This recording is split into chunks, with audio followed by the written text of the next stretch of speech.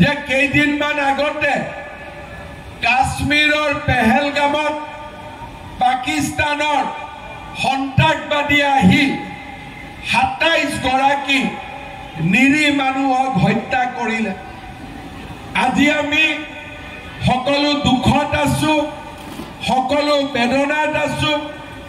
আমি এটাই ভগৱানক আশীৰ্বাদ কৰিম, আশীৰ্বাদ বিচাৰিম যে আপুনি মোদী ডাঙৰীয়াক শক্তি দিয়ক, ভাৰতৰ সেনা বাহিনীক শক্তি দিয়ক, আৰু পাকিস্তানীবিলাক পৃথিৱীৰ য'তে লুকাই থাকিব তাৰ পৰা আমি যাতে আনি তেওঁলোকক চৰম শাস্তি দিব পাৰোঁ।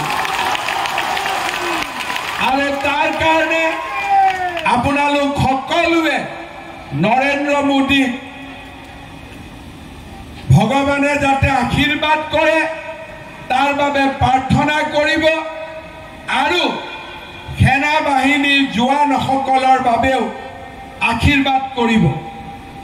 যেতিয়া পাকিস্তানৰ সন্ত্ৰাসবাদী কাশ্মীৰত আহিছে, ২৭ জন নিৰীহ মানুহক মাৰিছে, আমাৰ ইয়াত কেইটামানে আকৌ ফেচবুকত লিখি আছে পাকিস্তান জিন্দাবাদ।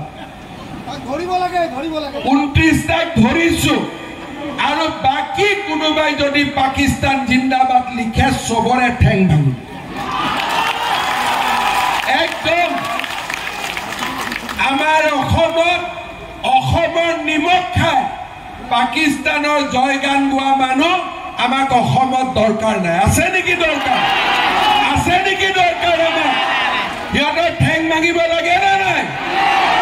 সেইকাৰণে মই পুলিচক কৈছো যে আইনৰ ৰাস্তা দি যিমানে পাকিস্তানক জিন্দাবাদ কয় একো মুখ চাব নালাগে, ডাইৰেক্ট ধৰিব লাগে আৰু ঠেং ভাঙিব লাগে।